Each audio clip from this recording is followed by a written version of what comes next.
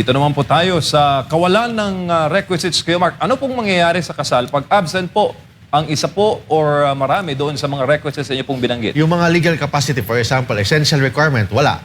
Walang legal capacity kasi 16 years old pa lang. Hindi consent, there was no consent really given. So in that case, the marriage is void from the very beginning. Pero pag yung mga formal requirements lang, for example, absence of the authority of the solemnizing officer, walang ceremony agad, pwede maging voidable ang kasal. So, iba kasi ang void and voidable. Kasi void, ibig sabihin, void from the very beginning, it is as if walang kasal na nangyari. Ang voidable kasi valid ang kasal until declared by the court as void. Ano po mga halimbawa kay Mark ng void marriage? Ang halimbawa ng void marriages, yung tinatawag, of course, except with our Muslim brothers and sisters, Sharia law. yung tinatawag na bigamous marriage. Bigamous marriage, ibig sabihin, dalawa ang kasal mo, or polygamous marriages. Sabi ko exception kasi ang Muslim natin mga brothers and sisters, pwede hanggang apat, but in Christianity or other religion, isa lang dapat.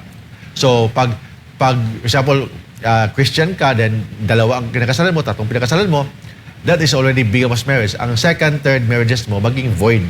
Kasi bigamous yan, or polygamous marriage.